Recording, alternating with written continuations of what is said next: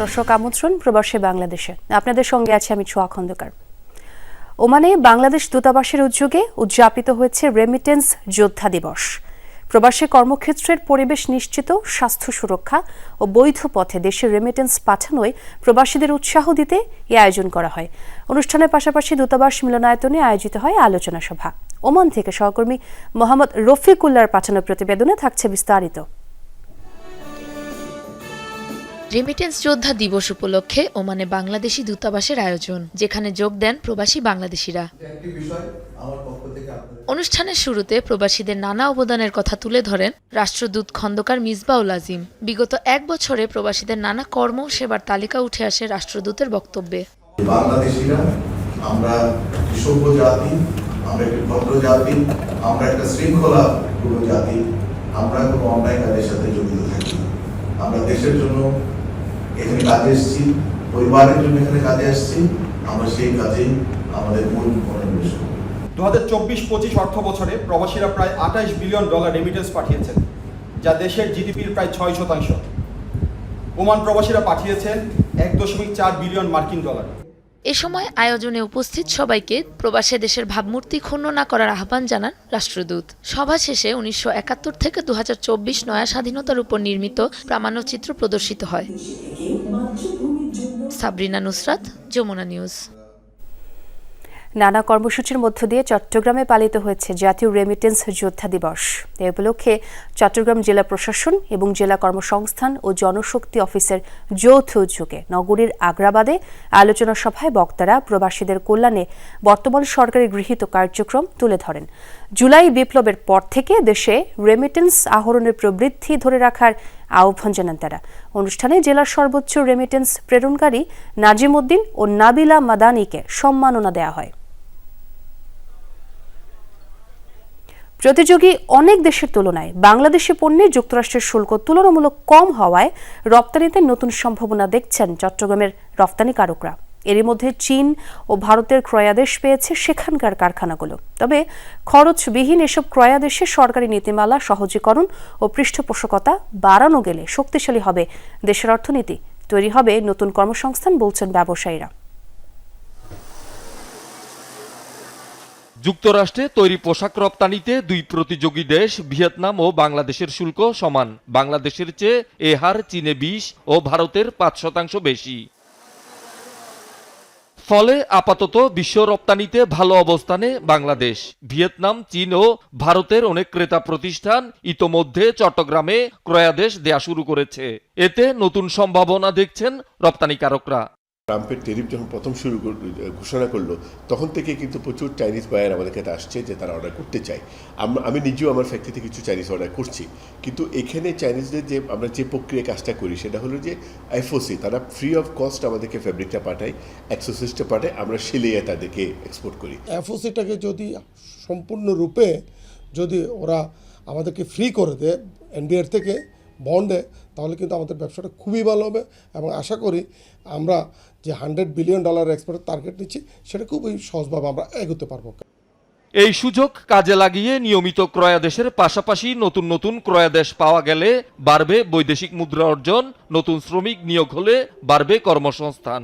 নতুন কিছু কাজ আনতে পারি, আমাদের দেশের এক্সপোর্ট ভলিউমটা বাড়বে, আমরা অর্থনীতিতে আমরা আরও ডলার ইনকাম আমাদের বেড়ে যাবে। এবং ওনারা কিছু হাই ক্যাটাগরি কাজ করে যেগুলোর এফওবি ভ্যালু অনেক বেশি। ইন্ডিয়া এবং আপনার চায়নার যে অর্ডারগুলো আসবে এগুলো যদি আমরা নিতে পারি তাহলে আমাদের অনেক শ্রমিকের প্রয়োজন পড়বে। সেক্ষেত্রে সরকার আরেকটা চ্যালেঞ্জ হবে শ্রমিক সৃষ্টি করার।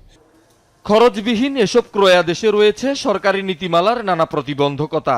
ভোগান্তি কমিয়ে এনে এসব ক্ষেত্রে সহজীকরণ হলে লাভবান হবে পোশাক খাত ও দেশের অর্থনীতি, বলছেন ব্যবসায়ীরা।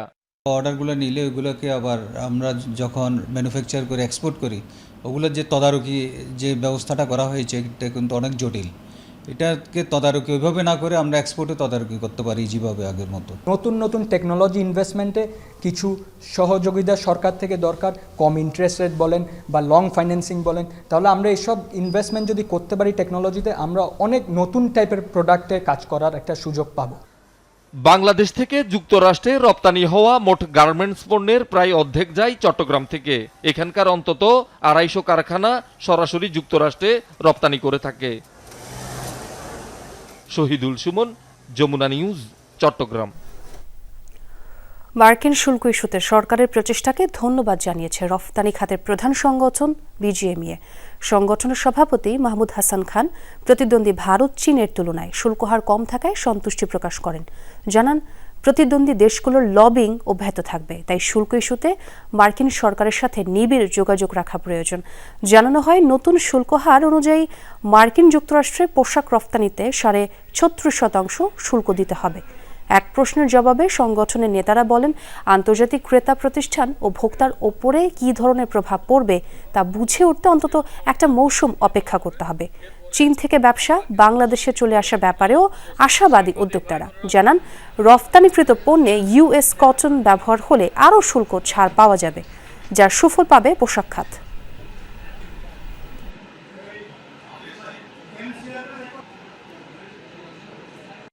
বাংলাদেশ থেকে অতিরিক্ত আমদানি শুল্ক প্রথমে 37 থেকে 35 থেকে এবং চূড়ান্ত পর্যায়ে 20% পুনর্নির্ধারণ করা হয়েছে, যা আমাদের প্রধান পোশাক রপ্তানিকারী প্রতিযোগীদের তুলনায় সমান বা কাছাকাছি এবং কিছু প্রধান প্রতিযোগী যেমন চীন ও ভারতের তুলনায় কম। বাণিজ্য উপদেষ্টা, নিরাপত্তা উপদেষ্টা এবং তাদের টিম এই কঠিন আলোচনার সময় যেভাবে নেতৃত্ব দিয়েছেন তা প্রশংসনীয়। সৌদি আরবে জুলাই গণঅভ্যুত্থানের বর্ষপূর্তি পালন করা হয়েছে। রাজধানী রিয়াদে অবস্থিত বাংলাদেশ দূতাবাসে জুলাই বিয়ন্ড বর্ডার্স শিরোনামের এই অনুষ্ঠানের আয়োজন করা হয়। গণঅভ্যুত্থানের শহীদদের স্মরণে আয়োজন করা হয় বিশেষ আলোচনা সভা। এতে সভাপতিত্ব করেন সৌদি আরবে নিযুক্ত বাংলাদেশের রাষ্ট্রদূত মোহাম্মদ দেলওয়ার হোসেন। পাশাপাশি প্রদর্শন করা হয় আলোকচিত্র, পোস্টার ও প্রামাণ্যচিত্র। এছাড়াও ম্যালিস্টন স্কুল অ্যান্ড কলেজ প্রাঙ্গণে বিমান দুর্ঘটনায় নিহতদের স্মরণে 1 মিনিট নীরবতা পালন করা হয়। এ সময় প্রবাসী কমিউনিটির বিশিষ্ট ব্যক্তিবর্গ, রাজনৈতিক ও সামাজিক ব্যক্তিত্ব, বাংলাদেশের শিক্ষার্থী সহ আরও অনেকে উপস্থিত ছিলেন।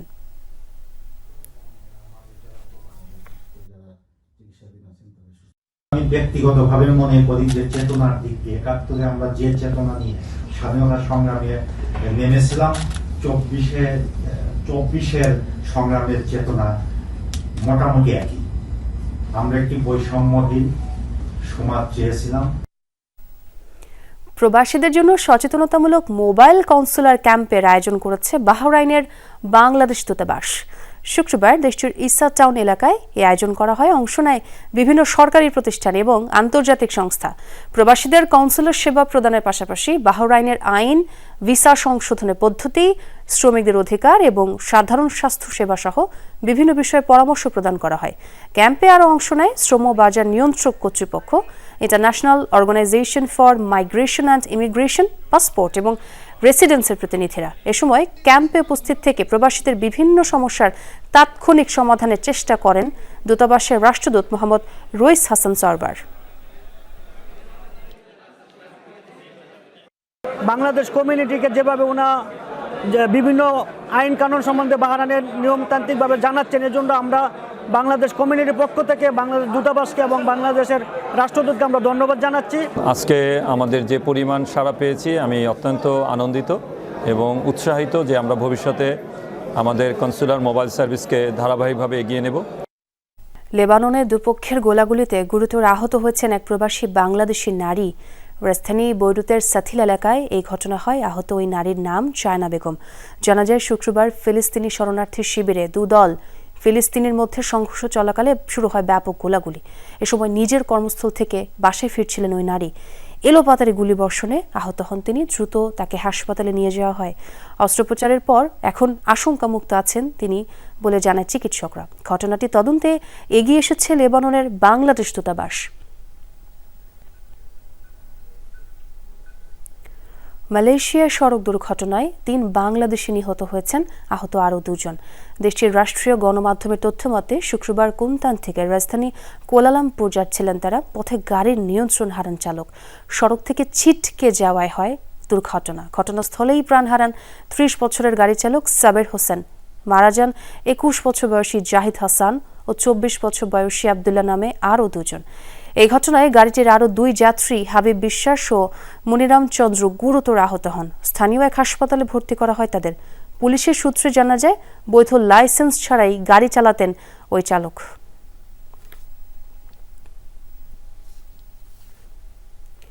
পুরাতন মোবাইল কিনতে গিয়ে পশ্চিমবঙ্গের কলকাতায় গ্রেফতার হলেন বাংলাদেশি এক যুবক। আটক হওয়া ওই যুবকের নাম মোহাম্মদ মাহমুদুল হাসান। তার বাড়ি বাংলাদেশের রাজশাহীতে। ভারতীয় পণ্য বেচা কেনার ওয়েবসাইট ওয়েলেক্সে বিজ্ঞাপন দেখে কম দামে পুরাতন দুটি মোবাইল কিনেছিলেন ওই যুবক। সম্প্রতি চুরি হওয়া একটি মোবাইল খুঁজতে চলমান তদন্তে কলকাতার নিউ মার্কেট এলাকা থেকে তাকে গ্রেফতার করে পুলিশ। বর্তমানে মাহমুদুলকে পুলিশে হেফাজতে রাখা হয়েছে। তবে কোনো অসৎ উদ্দেশ্যে নয়, নিজের ব্যক্তিগত ব্যবহারের জন্যই মোবাইল দুটো কিনেছিলেন বলে জানান তিনি।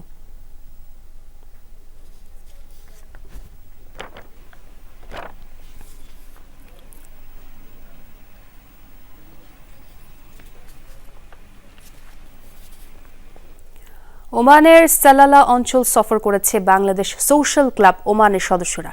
ক্লাবের সাংগঠনিক সফরের অংশ হিসেবে এই সফরের আয়োজন করা হয়। শুক্রবার সংগঠনের সালালা শাখার হলরুমে সফর উপলক্ষে অনুষ্ঠিত হয় মতবিনিময় সভা। চেয়ারম্যান সিরাজুল হকের নেতৃত্বে ক্লাবের সিনিয়র নেতৃবৃন্দ মতবিনিময় করেন সালালা শাখার কর্মকর্তাদের সাথে। সাধারণ সম্পাদক এম.এন. আমিনের পরিচালনায় আর উপস্থিত ছিলেন সিনিয়র সহসভাপতি রেজাউল করিম, সালালার সহসভাপতি কালাম মজুমদার, সাধারণ সম্পাদক আতিক সহ কেন্দ্রীয় কমিটি ও সালালা শাখার নেতৃবৃন্দ। কমিটির আগামী নির্বাচন নিয়ে চলে আলোচনা, যাতে অংশ নেয় ক্লাবের কর্মকর্তা সহ বাকি সদস্যরা।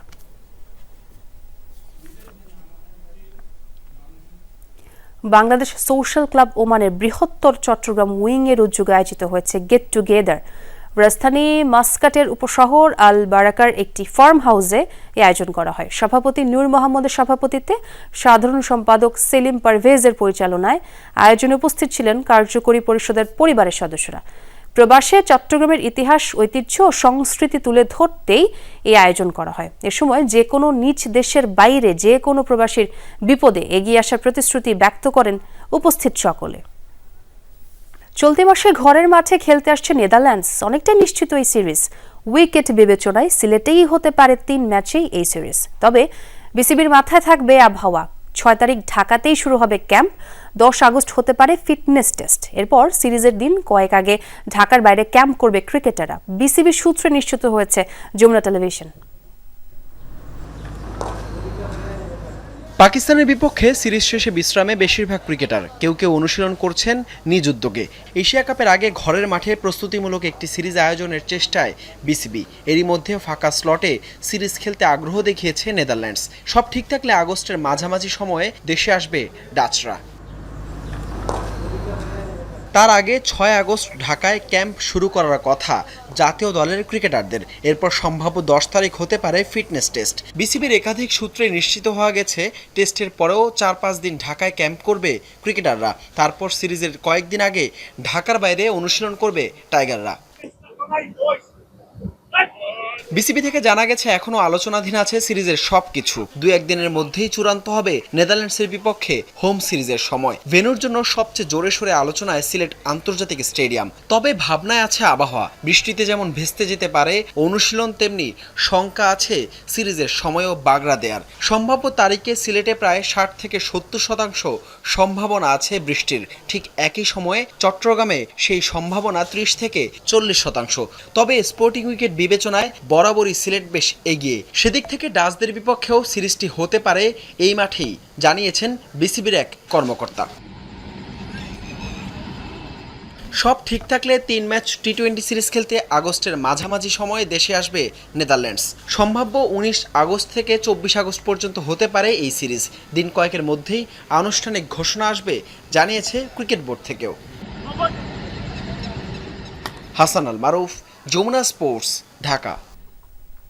দর্শক, এ ছিল প্রবাসী বাংলাদেশের আজকের আয়োজন। এতক্ষণ যারা সঙ্গে ছিলেন সবাইকে ধন্যবাদ।